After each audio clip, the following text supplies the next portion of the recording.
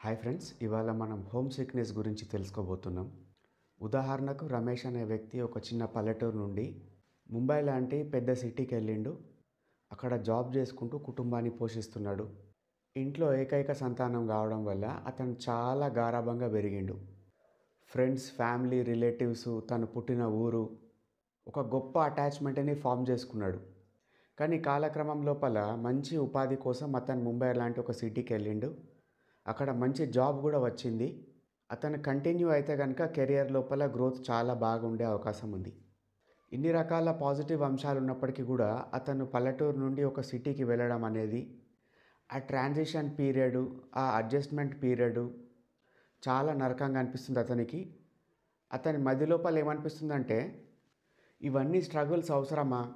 మనం ఇవన్నీ బంద్ చేసి ఇంటికి వెళ్ళిపోతే అయిపోతుంది కదా, అక్కడనే ఊర్లో ఉండిపోతే అయిపోతుంది కదా, నేను నా జీవితాన్ని నేను వేస్ట్ చేసుకుంటున్నానా? ఇట్లా రకరకాల డౌట్స్ అతనికి వస్తున్నాయి. చూడండి, మీరు చదువుకుంటున్న పిల్లలైనా కానీ, లేకపోతే ఉద్యోగం చేస్తున్న వ్యక్తులైనా కానీ, ఒక చోటి నుండి ఇంకొక చోటికి మీరు వెళ్ళినప్పుడు ఆ అడ్జస్ట్మెంట్ పీరియడ్ ఏదైతే ఉంటుందో చాలా కష్టంగానే అనిపిస్తుంది. మీ యొక్క బాధ, మీ యొక్క ఎమోషన్స్ అవన్నీ వ్యాలిడ్గా గుర్తించండి. మీ బాధను మీరేం ఊహించుకోవట్లేదు, పెద్దగా చేసుకోవట్లేదు. అది జెన్యున్ వ్యాలిడ్ పెయిన్. ఇటువంటి సందర్భాల లోపల నేనేం చెప్తా అంటే, మిమ్మల్ని అప్రిషియేట్ చేస్తా. అంటే ఏంటిది, మీ కంఫర్ట్ జోన్ని వదిలేసి మీ జీవితంలో ఏదో అచీవ్ చేద్దామన్న కోరికతోటి మీరు ఒక కొత్త ప్రదేశానికి వెళ్ళిండ్రు. ఆ ప్రదేశం మీకు ఫెమిలియర్ ప్రదేశం కాదు కాబట్టి, మీకు సంబంధించిన మెమొరీస్ అనేవి మీ ఊర్లో ఉన్నాయి, మీ వాళ్ళతో ఉన్నాయి. ఇక్కడంతా కొత్తగా ఉంది కాబట్టి, పరిసరాలు మరియు పరిస్థితులన్నీ మీకు కొత్తగా అనిపిస్తున్నది కాబట్టి మీరు ఆ పెయిన్ని ఫీల్ అవుతున్నారని నేను చెప్తా. ఎప్పుడైనా గుర్తుపెట్టుకోండి, మనం అలవాటు పడ్డ ప్రదేశము, మనం కొత్తగా వచ్చిన ప్రదేశానికి మధ్యన వ్యత్యాసాలు ఉండడం చాలా సహజం. సింపుల్గా చెప్పాలంటే ఫెమిలియారిటీ, ఒక రొటీన్ అనేది మనకు ఉంటుంది. టిఫిన్ ఇక్కడ దొరుకుతుంది, చాయ్ ఇక్కడ దొరుకుతుంది, సినిమా థియేటర్ ఇక్కడ ఉంటుంది, జబ్బు చేస్తే హాస్పిటల్ ఇక్కడ ఉంటుంది, ఏదైనా ఇబ్బంది ఎదురైతే ఫ్రెండ్ ఇక్కడ నుండి మనల్ని ఆదుకుంటాడు. ఇటువంటి స్పాట్లు మనం పుట్టి పెరిగిన ప్రదేశం లోపల ఉంటాయి. ఇటువంటి ఫెమిలియారిటీ మనం కొత్తగా వెళ్ళిన ప్రదేశం లోపల మనకు కనబడదు కాబట్టి మనకు కంగారు అనిపిస్తుంది, భయం అనిపిస్తుంది. అది మానవ సహజం. మనకి ఇవన్నీ వదిలేసి ఇంటికి వెళ్ళిపోదాం అనిపించినప్పుడు మీరు గుర్తుపెట్టుకోండి, మీ జర్నీ ఎందుకు స్టార్ట్ చేశారు ముందు. మనం ఉన్న ప్రదేశంలో ఉండిపోతే మనకు కావాల్సినంత కెరియర్ అడ్వాన్స్మెంట్ ఉండదు, ఫెసిలిటీలు ఉండవు, గ్రోత్ ఉండదు. మీ యొక్క పొటెన్షియల్కి తగ్గట్టు మీరు గ్రో కాలేరు. మీ యొక్క సత్తాను ప్రపంచానికి, దేశానికి, రాష్ట్రానికి, మీ కుటుంబానికి మీరు చూపించలేరు. మీ యొక్క ఆప్టిమమ్ పొటెన్షియల్ని యూటిలైజ్ చేసుకోవడానికి మీరు ఉన్న ప్రదేశం నుండి వేరే ప్రదేశానికి వెళ్ళిండ్రు. గుర్తుపెట్టుకోండి, నమీబియా నుండి చిరుతపులులను తీసుకొచ్చి మన భారతదేశం లోపల అభయారణ్యాల లోపల వదిలేసినప్పుడు అవి దాదాపు 42-43 రోజుల వరకు మ్యాక్సిమం అమౌంట్ ఆఫ్ టైము అక్కడ ఉన్న చుట్టుపక్కల ప్రదేశం అన్నీ కలియదిరిగినాయి. అంటే 42 రోజుల పాటు ఏం చేసినాయి అవి? ఆ సిచ్యువేషన్ని, ఆ నేచర్ని ఓన్ చేసుకున్నాయి. అక్కడ ఉన్న భౌగోళిక వాతావరణ పరిస్థితులు, ఫ్లోరా అండ్ ఫౌనా ఎటువంటివి ఉన్నాయి, అవి హజం చేసుకోవడానికి ఒక 42-43 రోజులు పట్టింది. ఒక జంతువుతోటి పోలిస్తే మనుషులకు ప్లాస్టిసిటీ ఎక్కువ ఉంటుంది. మనం త్వరగా అడ్జస్ట్ అయ్యే కెపాసిటీ మన దగ్గర ఉంటుంది, ప్రొవైడెడ్ మనకు మనం అనుకుంటే కనుక. మీరు వెళ్ళిన ప్రదేశం లోపల ఎంతో కొంత నెట్వర్క్ని ఏర్పాటు చేసుకోండి. సాయంత్రం అయితే ఎవరితోటైనా మాట్లాడడానికి, మనం ఎక్కడైనా కానీ హెల్ప్ పొందాలనుకోండి, ముందు మనం హెల్ప్ చేయడం అలవాటు చేసుకోవాలి.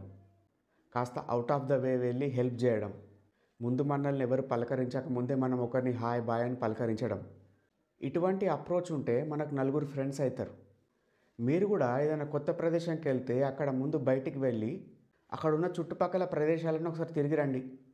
చూడండి, మనం పుట్టి పెరిగిన వాతావరణానికి ప్లస్ మనం వెళ్ళిన చోట కల్చరల్ డైవర్సిటీ కొద్దిగా ఉంటుంది.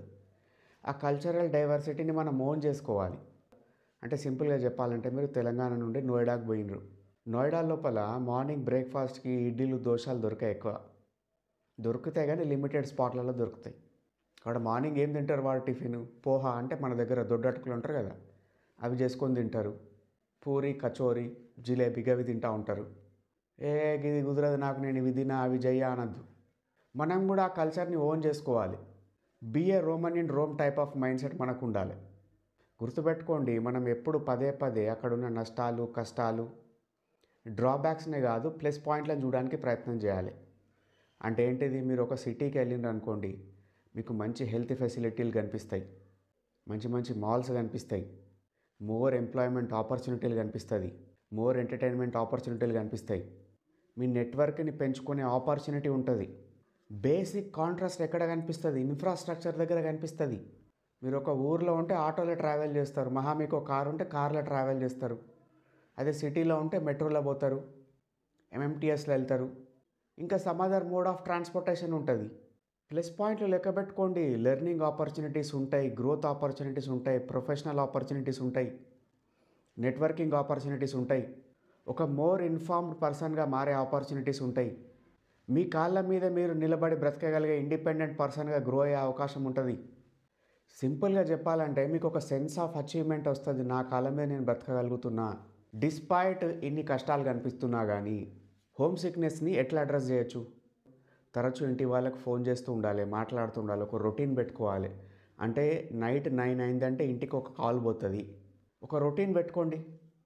రెండోది, వీలైనప్పుడు వీలు చూసుకొని వెళ్ళి కలిసి రండి ఇంటి వాళ్ళను, లేదా వాళ్ళని అప్పుడప్పుడు ఒకసారి రమ్మని చెప్పండి, లేదా మీకు ఫెమిలియారిటీ ఉన్న వ్యక్తులను అప్పుడప్పుడు వెళ్ళి కలవండి. అంటే మీ విలేజ్కి సంబంధించిన, మీ టౌన్కి సంబంధించిన మీ ఫ్రెండ్ సర్కిల్ వాళ్ళు ఉంటారు కదా ఎవరో ఒకరు, వాళ్ళని అట్లా క్యాజువల్గా వెళ్ళి కలిసి మాట్లాడరండి. చిన్న చిన్న వాట్సాప్ గ్రూపులు, టెలిగ్రామ్ గ్రూపులు, ఏదో రకమైన గ్రూప్ని మెయింటైన్ చేయండి. So day to day updates అక్కడ ఏం జరుగుతున్నాయో తెలుసుకోవడానికి. మనం అక్కడ ఫిజికల్గా ప్రజెంట్గా లేకున్నా కానీ వర్చువల్గా మనం వాళ్ళతో ఇంటరాక్ట్ అవుతున్న అనుభూతి మనకు వస్తుంది. కొద్దిగా ఫైనాన్షియల్గా కుదుటపడ్డారనుకోండి, మీ నేటివ్ ప్లేస్ లోపల చిన్న సీసీ కెమెరా పెట్టించుకోండి. మొబైల్ ఫోన్ నుండి మీరు 24/7 అబ్జర్వ్ చేయొచ్చు మీ ఇంట్లో ఏమవుతుంది, మీ ఇంటి చుట్టుపక్కల ఏం జరుగుతుంది, డైరెక్ట్ అక్కడ ఉన్నట్టు చూడొచ్చు. Safety and security plus home సిక్నెస్కి ఒక మెడిసిన్ లెక్క కూడా ఉంటుంది. ఇంకొకటి, ఏదైనా ఫెమిలియర్ ఐటమ్స్ని క్యారీ చేయడం నేర్చుకోండి. అంటే మీ ఫాదర్ది ఒక వాచ్ పెట్టుకోవడమో, మీ అమ్మది గుర్తుగా ఏదో ఒక వస్తువు తెచ్చుకోవడమో, వైఫ్ది గుర్తుగా ఏదో ఒక చిన్న వస్తువు తెచ్చుకోవడమో, అట్లాంటి మనం పర్సనల్ ఐటమ్స్ని క్యారీ చేసినప్పుడు వాళ్ళతోటి దూరంగా ఉన్న ఫీలింగ్ అనిపించదు. ఇంకొక పెద్ద డైలామా ఏముంటుందంటే, మనం ఇక్కడ పడుతున్న కష్టాలను నష్టాలను మన వాళ్ళకి చెప్పుకుంటే వాళ్ళు బాధపడతారేమో, అరే ఎంతవరకు షేర్ చేసుకోవాలి, ఎంతవరకు ఆపాలి అని ఒక డౌట్ ఉంటుంది. గుర్తుపెట్టుకోండి, తలకు మించిన భారాన్ని ఎవరు మోయలేరు. కొంచెం సెన్సిబుల్గా ఆలోచించి అప్పుడప్పుడు మీ పర్సనల్ స్ట్రగుల్స్ని ఇంటి వాళ్ళతోటి షేర్ చేసుకుంటూ ఉండాలి. అప్పుడప్పుడు కాస్త అన్బర్డన్ చేసుకుంటూ ఉండాలి, లేకపోతే బర్న్అవుట్ అయిపోతారు. చాలామంది చేసే అతిపెద్ద తప్పిదం ఏంటిదంటే, కేవలం వీళ్ళ సైడ్ విషయాలు మాత్రమే చెప్పి ఫోన్ పెట్టేస్తారు. అవతల వాళ్ళ పర్సన్స్ యొక్క అవసరాలు, వాళ్ళు ఎట్లున్నారు, హ్యాపీగా ఉన్నారా, వాళ్ళ జీవితంలో ఏం జరుగుతుంది, ఆ విషయాలు కూడా కనుక్కోవాలి ఫోన్లు చేసినప్పుడు. ఎక్కడైనా కానీ కొత్త ప్రదేశంలోకి వెళ్ళినప్పుడు మనకి ఇబ్బంది కలిగేది లోన్లీనెస్ వల్ల. ఆ లోన్లీనెస్ లేకుండా చూసుకోవడం మీ బాధ్యత. అంటే ఇప్పుడు ఒక గ్రంథాలయం ఉంది, అక్కడ వెళ్ళి కూర్చోండి, ఏదైనా బుక్స్ చదువుకోండి, పేపర్ చదువుకోండి. అక్కడ మనం రోజు వాకింగ్కి వెళ్తే కనుక ఒక పార్క్కి ఎవరో నలుగురు పరిచయం అవుతారు. రెగ్యులర్గా ఒక చాయ్ హోటల్కి వెళ్ళినారు అనుకోండి, వాళ్ళే మనకు పరిచయం చేసుకొని మాట్లాడుతూ ఉంటారు. ఎప్పుడైనా బార్బర్ షాప్కి వెళ్ళి కూర్చోండి, కటింగ్ చేసే వ్యక్తి ఎప్పుడు కూడా ఖాళీ కటింగ్ చేసి ఊరుకోడు, కుశల ప్రశ్నలు అడుగుతూ ఉంటాడు, తెలుసుకుంటూ ఉంటాడు వీళ్ళు ఎక్కడి నుండి వచ్చారు, ఏంటిది బ్యాక్గ్రౌండ్, అది ఇదని. మీకు ఎన్నో ఆపర్చునిటీస్ ఉంటాయి ఇంటరాక్ట్ కావడానికి, షేర్ చేసుకోవడానికి, మాట్లాడుకోవడానికి, అక్కడ ఉన్న వ్యక్తుల గురించి, కల్చర్ గురించి తెలుసుకోవడానికి. ప్రాబ్లం ఏంటిదంటే, మనం ఒక గూట్లో ఉండిపోతాం. మన వైపు నుండి ఎఫర్ట్ ఉండనంత వరకు, మనం కంఫర్ట్ జోన్ బ్యారియర్స్ని బ్రేక్ చేయనంత వరకు హోమ్ సిక్నెస్ అట్లనే ఉంటుంది.